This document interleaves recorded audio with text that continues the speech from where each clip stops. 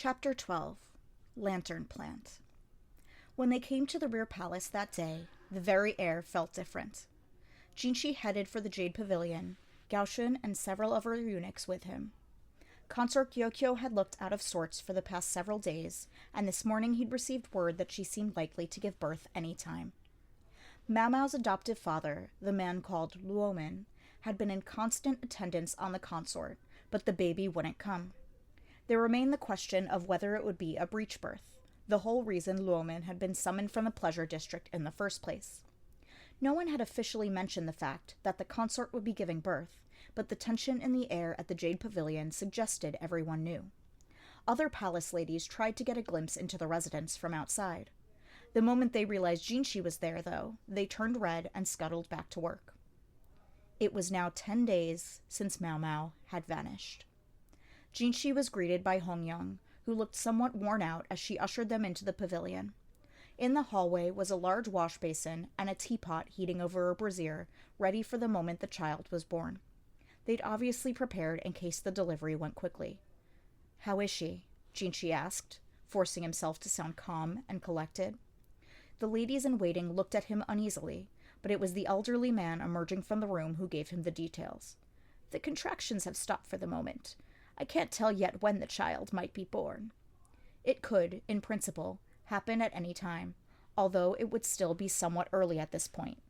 "And how is the mother?" "The consort is still alert and calm. At the moment, I don't think there's any danger of a breech birth." So Mao Mao's treatments had helped. That was a relief, but they weren't out of the woods yet. There were still too many variables. There was another man in the hallway with them. He was dressed in a doctor's outfit and had a thin mustache. He was the rear palace's official physician, but at that moment he was little more than an obstacle, and the ladies-in-waiting seemed to resent having him there. At his feet was a cat, too old to be called a kitten anymore. Mao Mao was now a proper young feline. Jinshi couldn't help wondering whether that was sanitary, but the cat helped distract Princess Lingli, who was otherwise desperate to go to her mother, so perhaps it was a net good. Normally the rear palace, quite frankly, could have gotten along without its doctor, but at this moment Jinshi was glad to have him there. The man's expression was easy to read, and at the moment he was clearly suffering from a felt need to be of service, and distress that Mao Mao was still missing. The combination seemed so likely to produce simple mistakes that the ladies-in-waiting of the Jade Pavilion had evidently ordered him to stand in one place and not move. Seeing someone so obviously even more distraught than he was actually helped calm Jinshi down, allowing him to set aside his mounting panic. "Very well," Jinshi said. "I'll take my leave for the moment then. If anything happens, send a messenger." "Yes, sir," the grandmotherly eunuch said with a bow. Gaoshun appeared at almost the same moment Luomin withdrew. "Master Jinshi," he said. Jinshi had sent him to see the matron of the serving women about a separate matter. "Yes? What is it?" Gaoshun glanced around, evidently communicating that this discussion should be held privately. The delivery might resume at any moment, but Jinshi could hardly stand there indefinitely, so he left 2 eunuchs and then saw himself out of the Jade Pavilion. "All right, what is it?" "It's about the vanished eunuch. I asked the other eunuchs if they knew something, anything, about the matter." The missing eunuch had gone by the name Tian, meaning heaven. A common name, one might hear it anywhere. Reports were that Tian hadn't been very close to the other eunuchs. He was gorgeous to look at and was frequently mobbed by palace women, but it seemed there had been another side to him. Of all the eunuchs freed from slavery to the barbarians, he alone had no other personal acquaintances in the group. In other words, it was possible he'd insinuated himself among them before they arrived at the rear palace. The safest bet was that this had been his plan all along. It explained why Tian had gone out of his way not to get close to anyone, and it meant they were wasting time without even any information to show for it. One eunuch did say he'd seen someone he thought was Tian praying in front of a shrine. I dare say that's hardly uncommon. The rear palace had no shortage of shrines big and small. A prayer now and then was the least one would expect from a devout believer. Yes, but... From the folds of his robe, Gaoshun produced a diagram of the rear palace. He pointed to a shrine in the northern quarter. "That's..." Jinshi began. It was a shrine dedicated to the veneration of those who had died in the rear palace, the same place they'd performed Consort Jean's funeral. Typically, those who died here were returned to their families, but there were those who had nowhere to go, even after death. Jinshi immediately turned toward the northern quarter. The man I spoke to said Tian was visiting a grave. Whose? I'm afraid he wasn't sure. Jinshi grunted and crossed his arms. He decided to go and inspect the place himself. He had other things to do, but he just couldn't let this go. There was an abiding horror of death in the rear palace. This was where the future sons of heaven were to be born and raised. Of course, the inhabitants would wish to distance themselves from anything as inauspicious as death.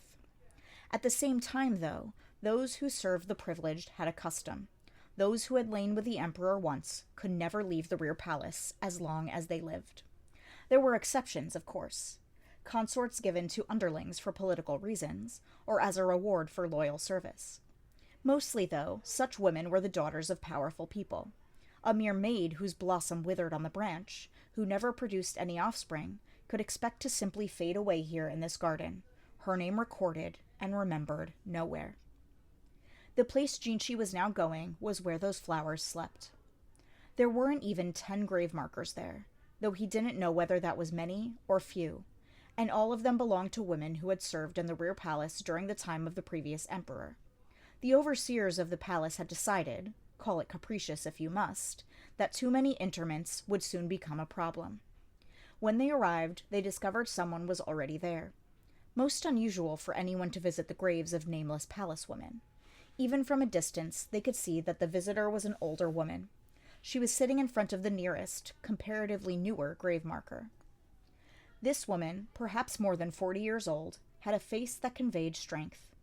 Before the grave were flowers she must have picked somewhere, and a branch of a lantern plant. Jinshi would have said it was slightly out of season. Maybe someone else had left it there earlier. The woman stood up, and that was when she noticed Jinshi and Gaoxun.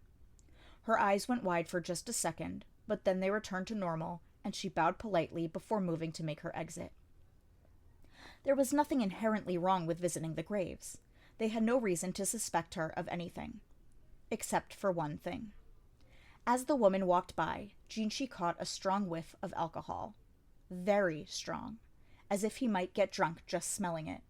Like those foreign distilled spirits. Almost before he knew what he was doing, he had grabbed her wrist. She couldn't conceal her shock. Nonetheless, she managed to act calm as she said, "Can I help you, sir?" Normally, Jinshi would have never done something so impulsive. He would have considered his actions more carefully, rather than suddenly grab a palace woman's arm.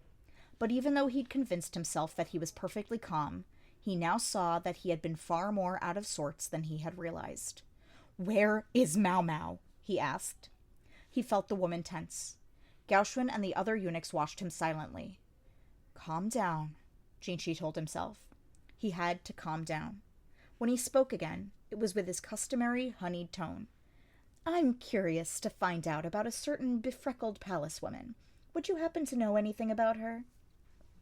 He used the smile that so often got him what he wanted from the palace women, but this woman didn't smile back.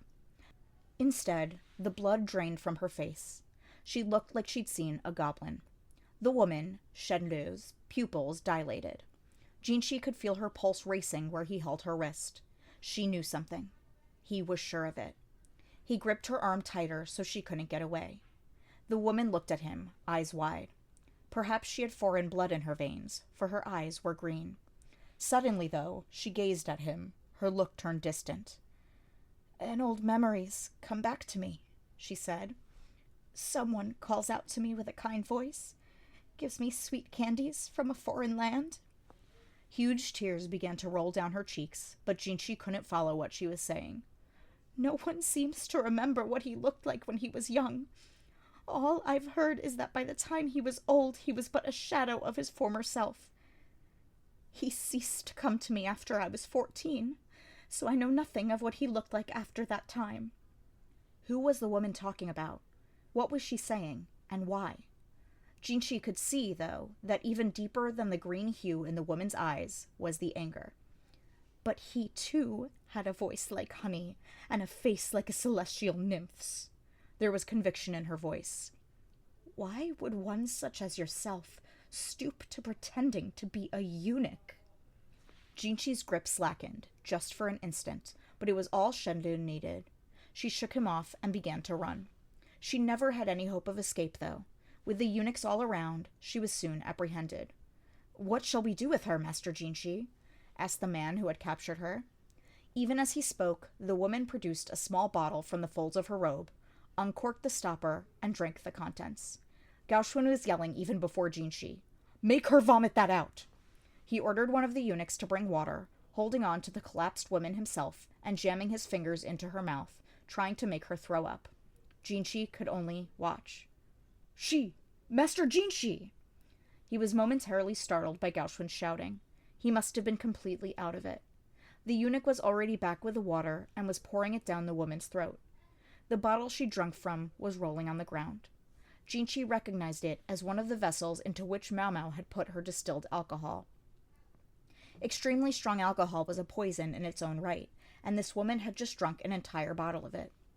The wind gusted, blowing away the flowers in front of the grave and shaking the lantern plant berries.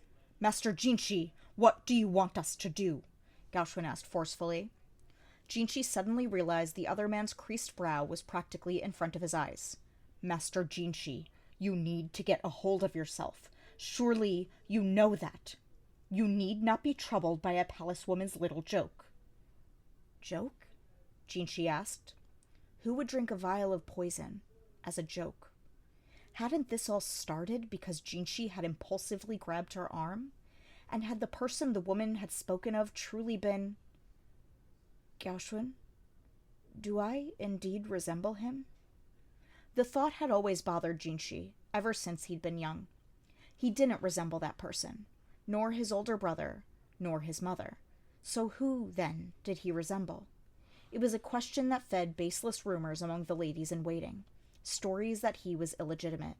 It was practically laughable. What was he doing here, in this garden of women?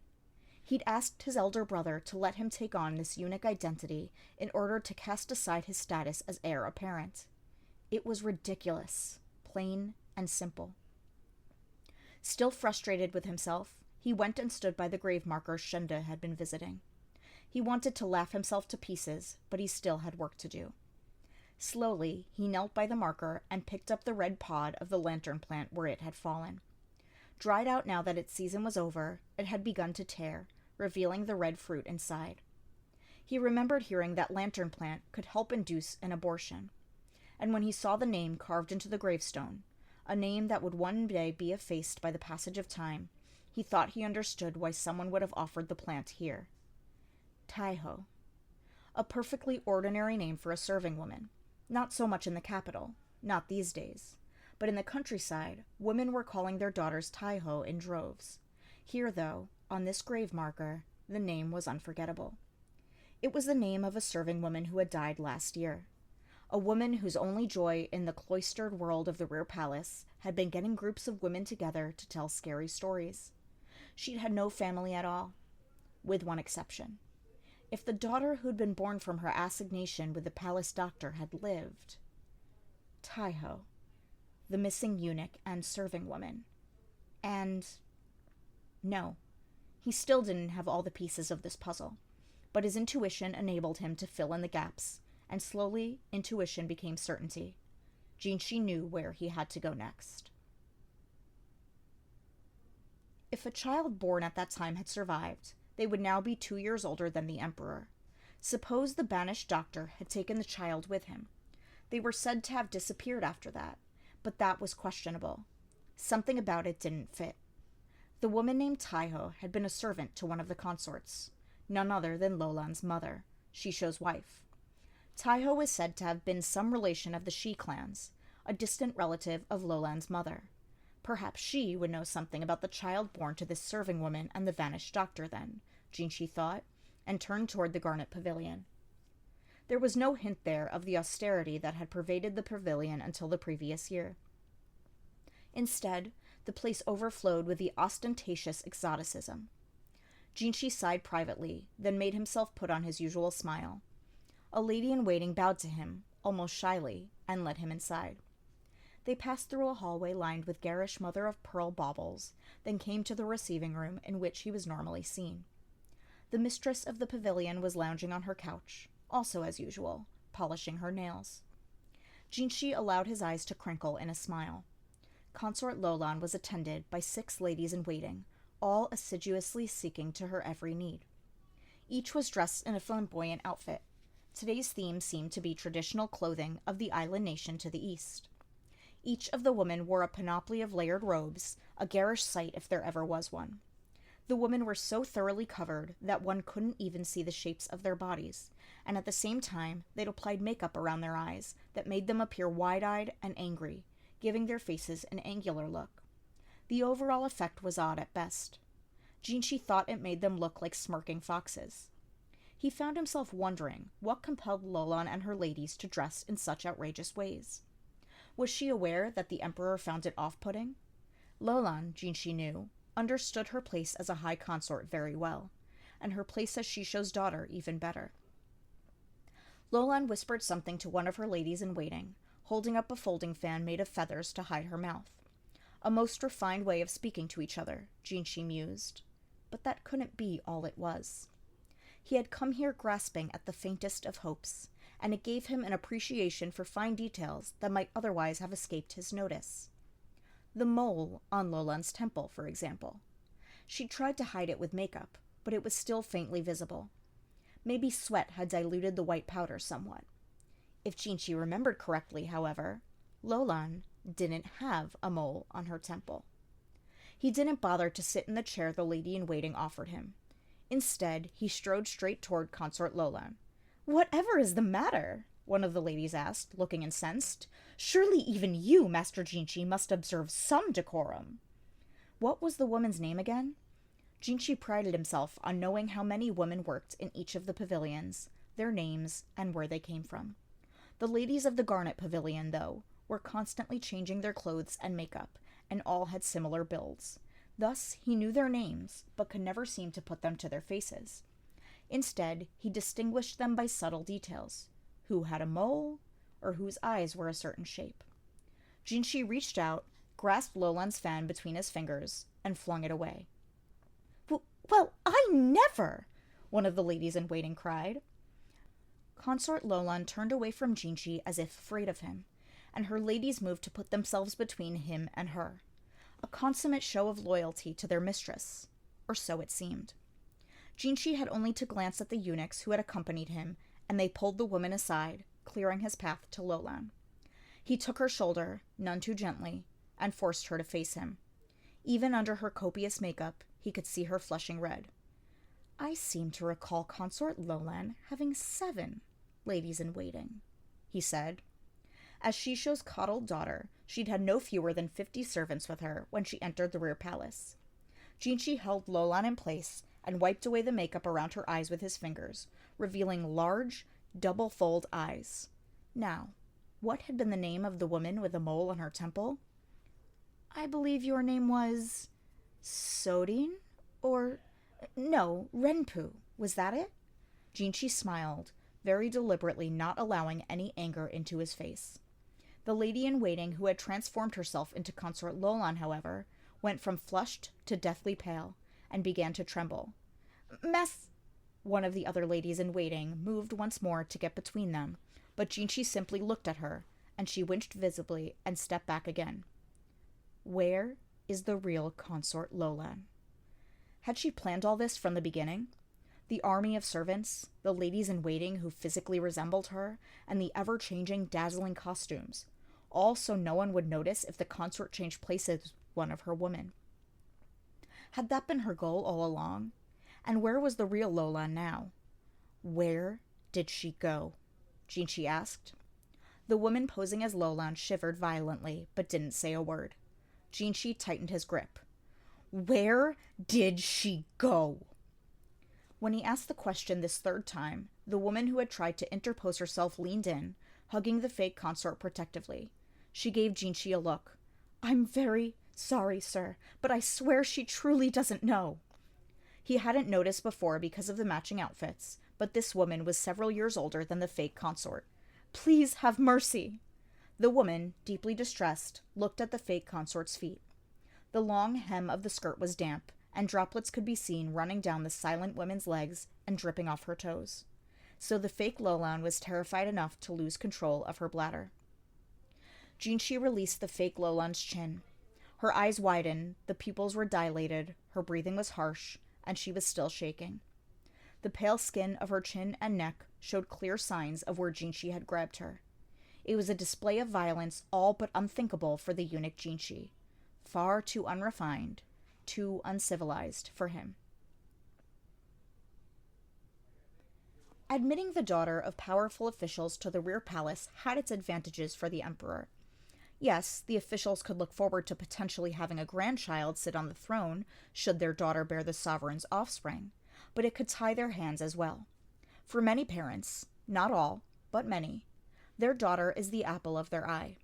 The birdcage that was the rear palace effectively held those precious girls hostage. Considering how Shisho had pushed to get Lolan into the rear palace, he clearly doted on her. His daughter became a high consort, but while the emperor was obliged to treat her with a certain level of respect, she was likewise expected to conduct herself to certain standards. Already, Jinshi had stopped thinking of her as consort Lolan, for she had violated those standards. "She said she wasn't coming back," the lady-in-waiting from earlier said solemnly. The woman, who said she was Lolan's chief lady-in-waiting, submitted herself to Jinshi's questioning in place of the false consort, who could barely breathe properly, let alone hold a conversation. From what Jinshi gathered, she had been pushed into acting as Lolan's body double because she bore the closest physical resemblance to her. The woman didn't really understand the situation or the implications of what she was doing. She thought the demand to impersonate her mistress was just another of Lolan's whims. Jinshi clenched one hand into a fist. He'd been wrong. He knew now that it had been the wrong way to approach the situation, not what the eunuch Jinshi, with his delicate smile, would do. But he hadn't been calm enough to think of any other way to approach the situation. So she wasn't coming back. That presumably meant she'd fled the rear palace. That was a serious offense, punishable in some cases by death. And how much worse it was when the crime was committed by a high consort. It was like a courtesan cutting her ties with her house, the apothecary's daughter had said once. Jinshi smiled to himself.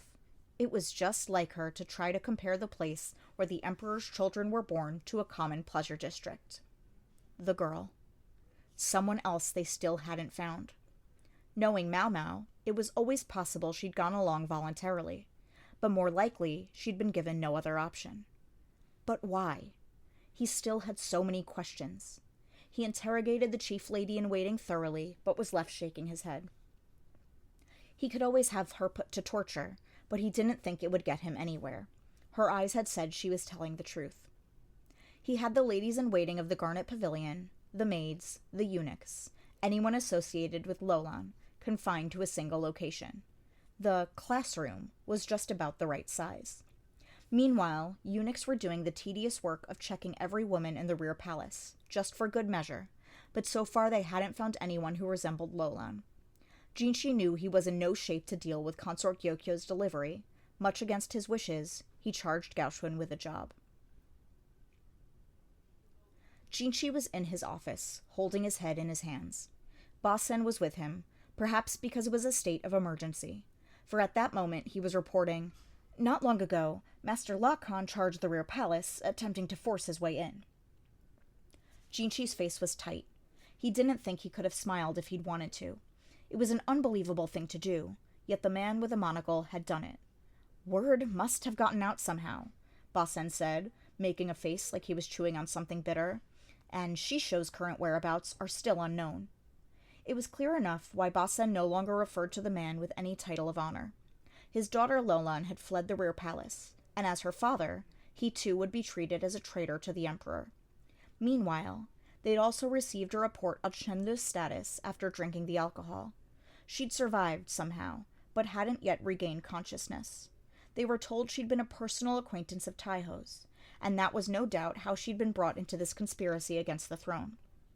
With the former emperor gone, her rage, Jinshi suspected, had turned against the rear palace generally. They didn't even know who else at the clinic might have been involved. Perhaps they'd simply gone along quietly because they, like Shenle, had been the former ruler's victims. Jinshi didn't have time to twiddle his thumbs. He wanted to go flying from the rear palace to hunt down Lolan, but he simply didn't have enough information. To go running off now would be like going in search of a needle in a haystack. First, he thought, he should find out what Shisha was up to. Yes, well, he already had someone working on that. And that left Jinshi with nothing to do but pace back and forth in his office. Master Jinshi, Basen said with a glance in his direction. A visitor had arrived outside the office, and Basen seemed to be trying to remind him that it wouldn't do for him to be seen in such a pathetic state. Jinshi, bowing to necessity, sat and pretended he was calm. Basen glanced at a mirror that was positioned so as to conceal what was inside the room. Then he awaited their visitor with a look of some perplexity. In came a simple official, a person of a height that might have been called petite had he been a woman. He wore a pair of round spectacles, but other than somewhat unkempt hair and narrow, fox-like eyes, there was little obviously remarkable about the young man, although he looked oddly familiar. The young man put his hands in his sleeves and bowed. Jinshi thought he spotted something tucked in the young man's sash. When he looked a little closer, he realized it was an abacus. A pleasure to meet you. My name is Kan Lahan. With that supremely simple self-introduction, the young man grinned. That name. Ah, so that was who he resembled. No one would have known who he was had he identified himself as a member of the House of Khan, for in the whole country of Li, there were only about 20 family names. Thus, when indicating their families, people often used courtesy names, which were frequently passed down from generation to generation. Separate from such family courtesy names, there were also courtesy names given to various houses since ancient times by the imperial family. In the case of the man standing before them, La was his courtesy name. There were only two within the outer court who claimed that name, Lakan and the nephew he'd adopted. The only other person who might even be considered to count was a man who had come to the rear palace recently as a physician, Luomin, Luo being the same character as La. All of which raised the question, what was Lakan's adopted son doing here? Did you need something with me? Jinshi outranked Lahan in the official hierarchy, such that the young man's sudden appearance might in itself be considered rude. However, Jinshi knew that pulling rank and making scary faces wouldn't get him anywhere in this case. And regardless of his station, there were some officials who simply treated him with less respect because he was a eunuch. I thought you might wish to see this, sir. Lahan produced a scroll from his sleeve and passed it to Basen. Basen inspected it, then handed it to Jinshi. Jinshi, for his part, decided to go ahead and take a look at it, trusting that a delivery from Lakan's son might well be significant. He undid the string tying the scroll shut and unrolled it, then looked at it in amazement. What do you think, sir, if I may ask?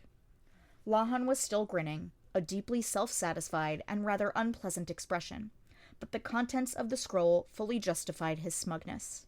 It was a list of words and numbers, but depending on how one looked at it, it was also something else. It's something my adoptive father recently instructed me to look into. I don't think he was at all happy not knowing where the Feifa were coming from.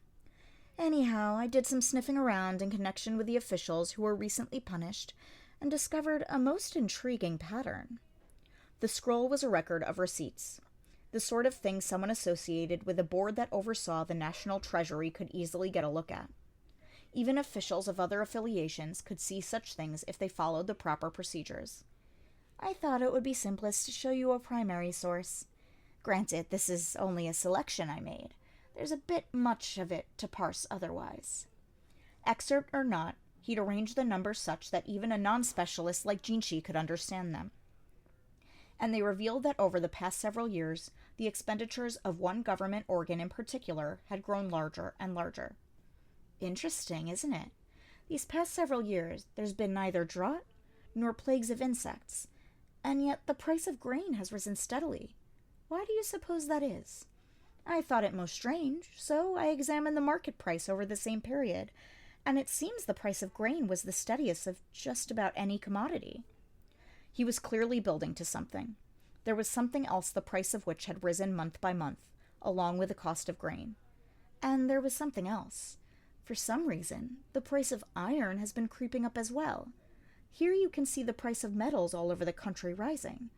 They wouldn't happen to be building a colossal statue somewhere, would they? Jinshi understood what Lahan was driving at. He set down the scroll and looked at the young man, who certainly shared his shrewdness with his adoptive father at least. The price of grain might not sound so important as such, but there was a great deal of it. A modest increase in price would mean a substantial rise in value. And what if, Lahan was suggesting, someone was keeping the difference for themselves? As for the increase in the price of metal, that implied an increase in demand. That could be caused when, say, someone building a monument to display their power, or some other highly visible project, started gathering material from all over. Even stew pots and farm equipment might be requisitioned and melted down. But there were other reasons the price might go up. I'm capable of examining the circulation of currency over these past years more closely, including where it seems to concentrate, Lahan said. Exactly what Jinshi had been hoping to hear. It was almost as if this was precisely what he'd come here to say. It seemed to Jinshi that there was a request in Lahan's gaze. That, no doubt, was why he had brought this scroll to Jinshi. Men like him never did anything unless it somehow served them. And what do you want in exchange? Jinshi asked bluntly. Lahan's expression softened as if he'd simply been waiting for Jinshi to ask. He took a piece of paper from his sleeve, although he looked somewhat reluctant about it. Perhaps you would be so kind as to consider this amount? The paper was a bill for the repair of a wall of the rear palace. Jinshi could only assume it was the one Lahan had burst through.